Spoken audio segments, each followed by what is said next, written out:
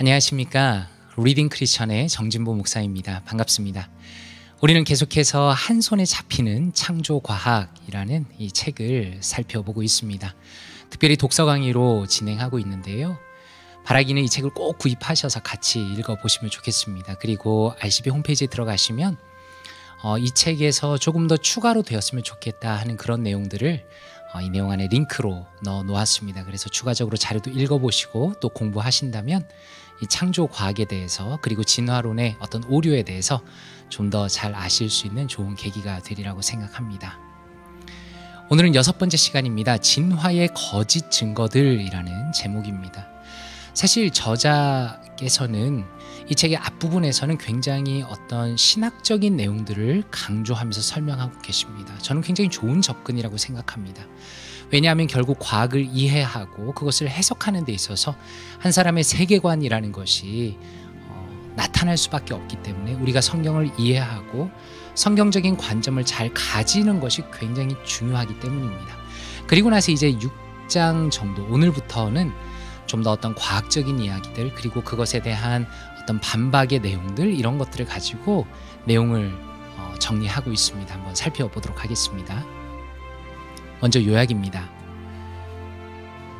저자는 이렇게 설명합니다. 이번 챕터는 특별히 그 진화론에 대해서 조금 더 깊이 들어가는 내용인데요. 이렇게 설명합니다. 진화론은 소진화와 대진화로 이루어지며 핵심 내용은 이것이다 라고 설명합니다. 먼저 소진화라는 것은 돌연변이로 인해서 유전자가 변해서 생명체의 다양성이 생기고, 그리고 이 중에서 자연 선택되는 것은 살아남고 그렇지 않은 것은 멸망했다라는 부분으로 소진화를 이해할 수 있다라는 것입니다.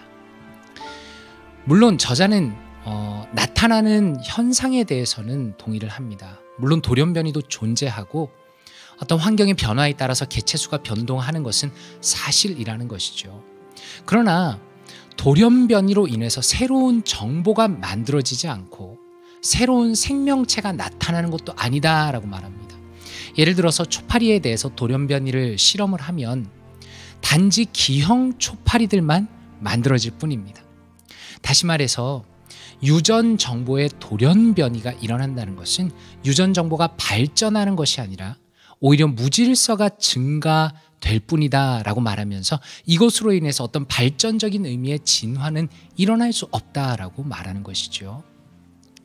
그리고 환경의 변화로 인해서 개체수의 증감이라는 것이 나타날 수는 있지만 단순히 개체수가 어떤 개체가 늘어난다, 줄어든다라는 것이 전혀 새로운 생명체로 변화하는 것을 의미하진 않는다는 것입니다. 그 사이는 엄청난 갭이 있다는 것이죠.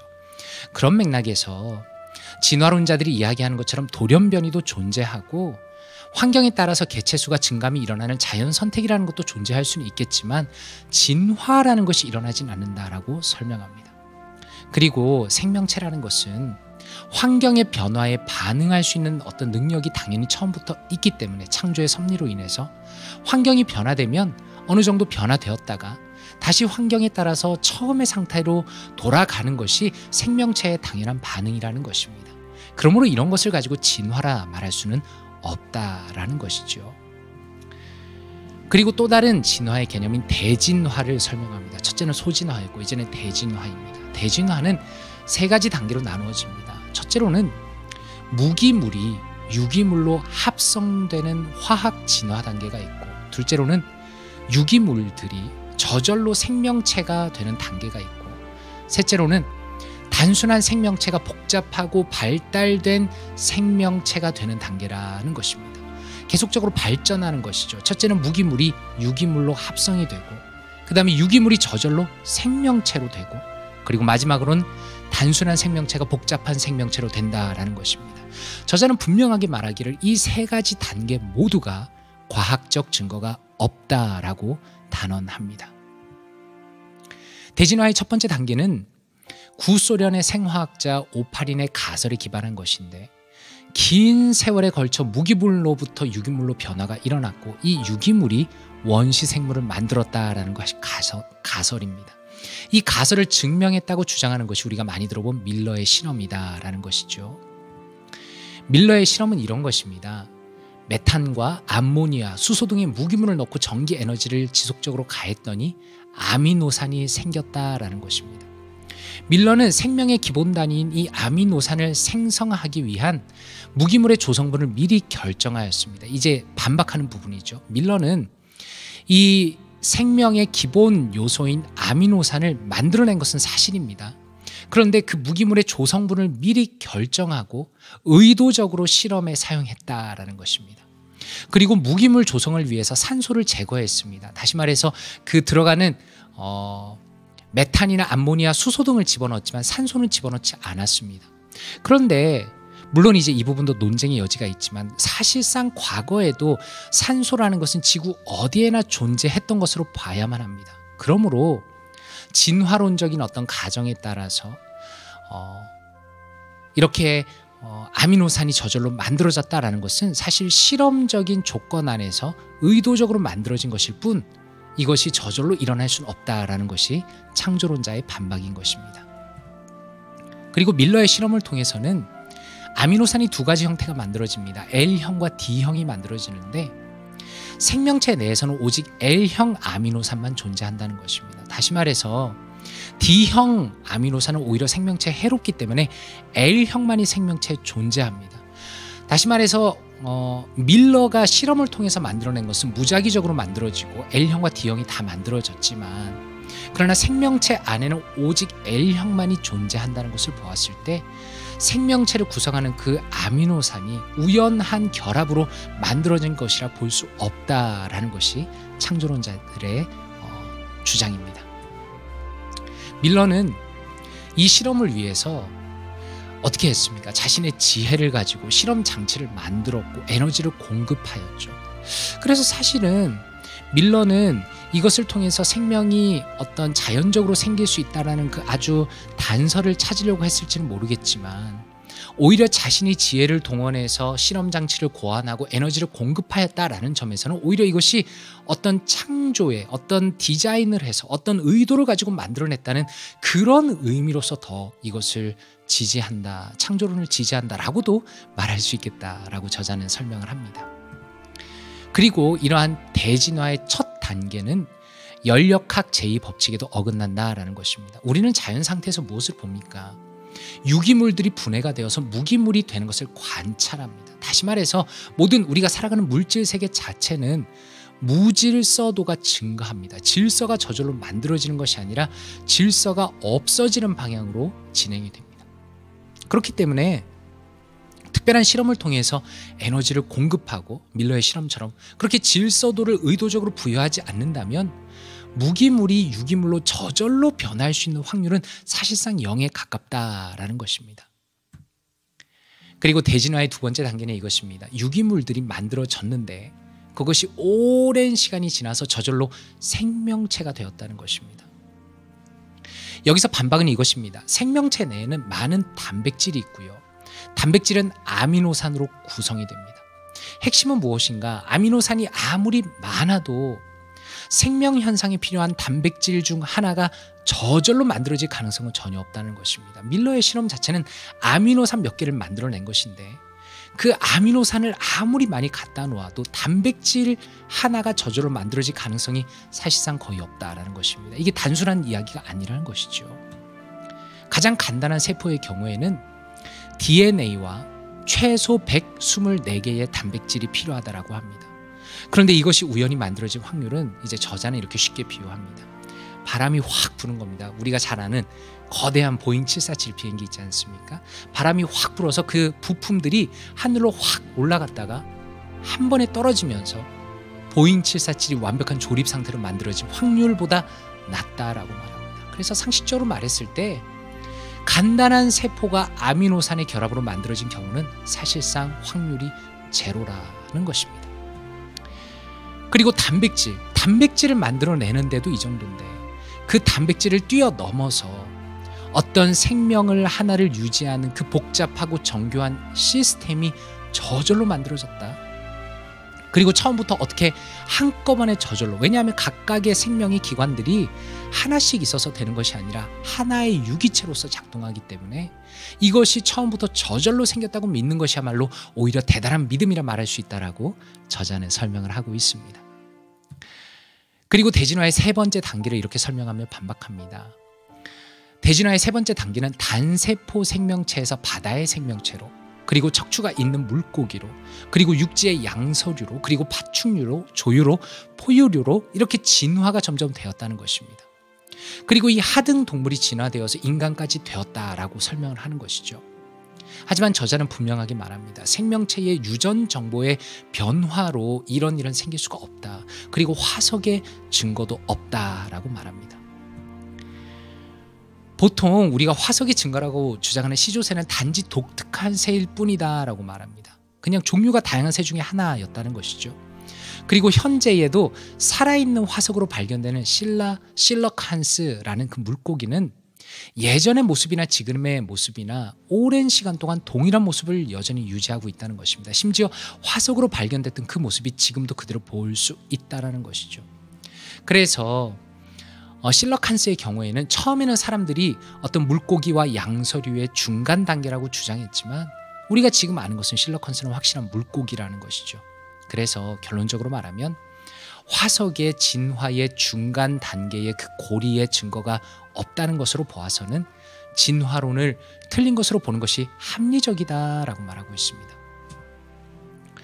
사람들이 진화론을 그렇다면 앞에서 살펴본 것처럼 어떤 과학적인 증거가 매우 빈약함에도 불구하고 과학적인 사실로 믿는 이유는 무엇인가? 그것은 다윈의 종의 기원 발표 이후에 바로 이 진화론을 인류와 그리고 생명의 기원에 대한 유일한 과학적인 진리인 것처럼 교육받았기 때문입니다. 교육의 중요성이라는 것이죠. 그리고 진화론은 이제는 모든 학문 분야에서 당연히 받아들이는 어떤 주된 이론으로 자리 잡았다라는 것입니다. 그러나 진화론은 과학적 근거가 없습니다. 오히려 비판 자체가 허용이 되지 않습니다. 재밌는 것은 진화론자들이나 창조론자들이나 마음이 오픈되어 있는 것이 아니라 우리가 어떤 건전한 토론을 할 때에 진화가 이미 세상 사람들 가운데 확고하게 자리 잡고 있는 것이기 때문에 더 이상 비판하지 말아라라는 이 이야기를 많이 듣는다는 것입니다. 그리고 진화론이 없어지지 않는 어떤 본질적인 이유는 무엇인가? 그것은 하나님을 믿지 않는 사람들의 완고한 마음 때문입니다. 인간은 마음이 병들었습니다. 그것이 성경이 이야기하는 바입니다. 하나님을 싫어합니다. 창조주를 싫어합니다. 그렇기 때문에 진화론자들은 사실은 복음이 필요한 하나님의 잃어버린 어린 양들이다라고 말할 수 있겠습니다. 책 안에서 한마디입니다. 저자는 이렇게 말합니다. 대진화의 두 번째 단계는 더욱 황당합니다. 유기물이 있는데 오랜 시간이 지나니까 저절로 생명체가 출현했다는 주장입니다. 이렇게 설명합니다. 학생들 교과서에는 그렇게 되었다는 말만 있고 어떻게, 이게 너무 중요하죠. 이게 과학이죠. 어떻게 해서 그렇게 되었는지에 대한 설명이 전혀 없습니다. 한번 혹시라도 자신이 진화론자라면 이 부분을 깊이 한번 생각해 보면 좋겠습니다. 어떻게 이렇게 된 걸까요? 어떻게 유기물이 있는데 그저 오랜 시간이 지나니까 저절로 생명체가 출현하게 될까요? 그러나 생명체보다 훨씬 단순한 단백질만 가지고 생각해봐도 이런 일이 있을 수 없다는 것을 금방 알 수 있습니다라고 어떤 과학적인 합리적인 추론에서 나오는 논리를 말하고 있다라는 것입니다. 말씀으로 한번 바라보도록 하겠습니다. 저자가 인용하는 성경 구절에서 몇 가지 가져왔습니다. 골로새서 2장 8절입니다. 누가 철학과 헛된 속임수로 너희를 사로잡을까 주의하라. 이것은 사람의 전통과 세상의 초등 학문을 따름이요 그리스도를 따름이 아니니라 라고 말씀합니다. 여기서 스터디 바이블을 하나 인용했습니다. 물론 이제 이 맥락에서는 교회를 향한 말씀이지만 조금 더 넓히면 사실은 우리 모두에게 적용할 수 있는 중요한 논리를 가져올 수 있습니다. 이렇게 설명합니다. 건전한 가르침이 없을 때에, 우리 마음 가운데 건전한 가르침이 없을 때에 진공 상태를 채우기 위해서 진리의 왜곡은 항상 달려들 것입니다. 항상 일어날 것입니다 라고 설명합니다. 바울 사도는 골로새 성도들에게 그의 가르침을 하면서 어떻게 기대했는가? 사람들은요 그 당시에 종교적인 가르침으로 가장한 인간의 철학을 가르쳤다는 것입니다. 사람들의 생각을 가르쳤다는 것입니다. 심지어 교인들에게도 그렇게 했다는 것입니다. 그러나 바울 사도는 자신의 말씀을 통해서 기독교의 교리를 사람들의 가르침과 구별할 수 있을 만큼 확고한 믿음을 세울 수 있다고 그의 희망을 표현했다라는 것입니다. 다시 말해서 교육이 중요하다는 것이죠. 우리는 왜 창조에 대한 교육은 제대로 하지 않고 학교에서 공교육에서 진화를 가르치는 것, 우리가 방금 살펴본 것처럼 그것이 합당한 논리와 합당한 증거가 없음에도 불구하고 끊임없이 그것을 배움에도 불구하고 그것을 반박하지 않을까요? 바로 그 부분에 대해서 이 말씀을 적용할 수 있다라는 것입니다. 중요한 것은 사람의 가르침을 따라야 하는 것이 아니라 그것을 점검해야 되고 그것이 옳은가를 봐야 하고 하나님의 말씀이 무엇이라고 가르치는가를 봐야 한다라는 것이죠. 1세기와 마찬가지로 오늘날에도 기독교의 교육은 거짓 가르침에 대항하는 보루의 역할을 합니다.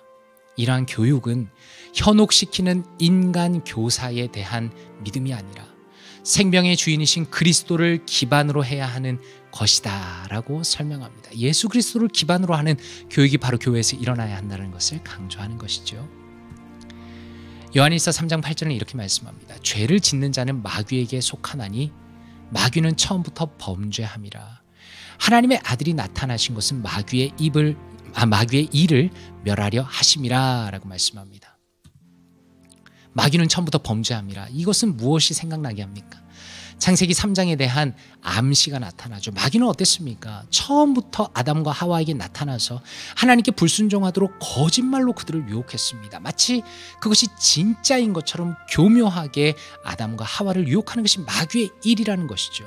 그래서 단순히 우리가 과학이라는 그 팩트를 가지고 논할 것이 아니라 그 밑에 깔려있는 그거 사실에 대한 해석과 사람들이 어떻게 하나님에 대한 반응하는 그 영적인 세계를 함께 봐야 한다라는 것입니다. 마귀는 어떻습니까? 사람들이 하나님의 뜻을 행하는 것을 거절하도록 끊임없이 시도합니다. 마귀의 소원은 무엇입니까? 하나님을 멀어지도록 하는 것입니다. 그래서 하나님 앞에서 사람들을 비난하고 그들의 심판을 요구합니다.